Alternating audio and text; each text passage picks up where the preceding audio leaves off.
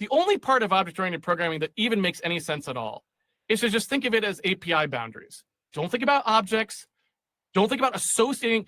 The idea of associating a method with data, don't ever think about that. It's always bad. I now look back on this part of the code and go, like, it would have been so simple to do it the right way. Like, I just know intuitively what the right is.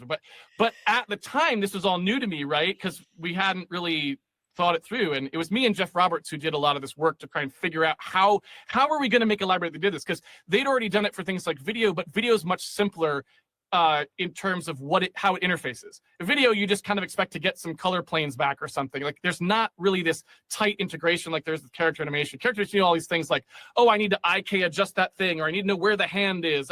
There's all this stuff that's much more it's like there's a lot more integration. It's a much harder problem for library design. It's not a harder problem for implementation necessarily, because video codecs are very hard to make. So it's not really like that the product is harder, but the interface, like the library boundary layer, is much harder. I'd say character animation is like one of the harder things you could try to do. So it's very difficult.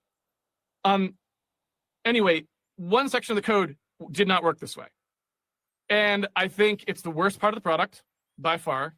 I don't think this product is still so, I think you can still technically get it because there's still some people who rely on like the export. Like, you make stuff like this, it hangs around forever, right? It's just like COBOL or something. It's like, could anyone start a product using Granny today? No. I don't even know if they sell it to new customers. It's hidden on the website.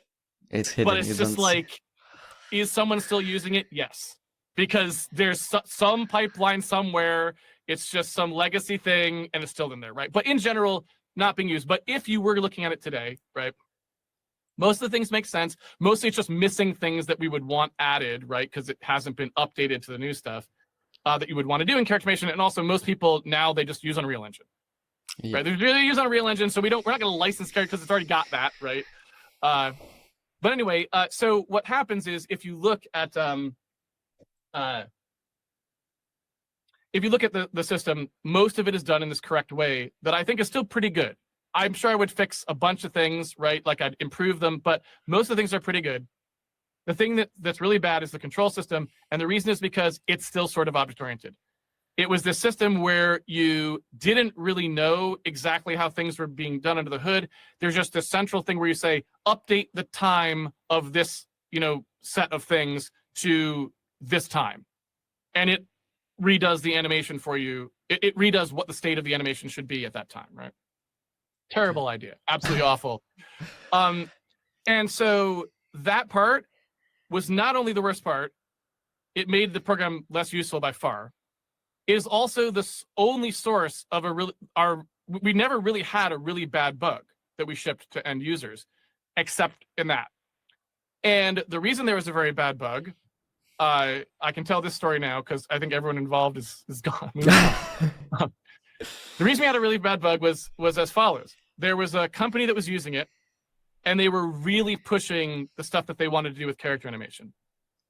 And because they were on like an Xbox at the time, which was very constrained in terms of memory, they didn't have enough memory to store the control structures they were using. They needed a way to keep them smaller. So they asked me for a way to like recycle these things. And I added a little kind of secret part just for them, right? And that thing had a bug in it because it wasn't really part of the things we normally tested, and it was just kind of added to like help them do this thing.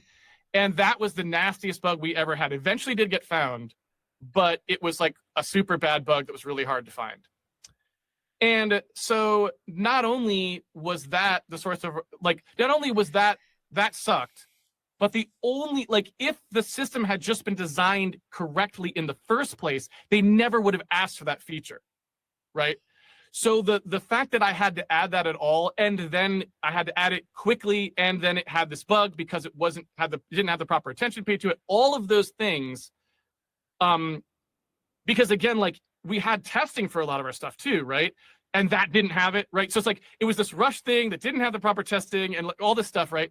None of that would have happened because the only reason we had to add that was because it was following that crappy object-oriented model. If it had just been done correctly in the first place, where you could individually micromanage when those things were updated, never would have been a problem, right? So, you know, anyway, so for me, the jury, it could not be clearer how bad object-oriented programming is. Just never do it. The things that people ever originally thought to do it for, there's like 2 branches of that, and some point, like I'll probably make a video just talking about historically how object-oriented programming went wrong, because it did. But it is The end result of all of it is just like, look, the only part of object-oriented programming that even makes any sense at all is to just think of it as API boundaries. And you don't need to think about objects at all. You just need to think about sometimes we want to break a system apart because of Conway's law, or our brains can't think of the whole thing. The goal there is just figure out what the right primitives are that people use across that boundary. That is what your job is. Don't think about objects. Don't think about associating. The idea of associating a method with data, don't ever think about that. It's always bad. Never think that way. It's always wrong. Get rid of all that stuff. And the good thing that you would ever get out of object-oriented programming, which is the ability to substitute things, it's about that API boundary. Make that correct, and then you can substitute things out around on either side of the boundary. That's good. That's not object-oriented. Just call it an API. We've had it forever, right? It doesn't have anything to do with objects. It has to do with libraries or components, right? And we would never call those objects in the modern sense because we've been taught that objects are these small things where the methods and the data are like coupled and the data's tiny. It's like, no. The only time you should be coupling interactions and like methods and data is big. It should encompass hundreds of structs, right? Not one. Yeah. So anyway, so all that stuff I felt was a really great learning experience. It's the most I've ever learned anywhere was working at RAD. And I probably would be a really crappy programmer today if I hadn't gone there. That's my guess.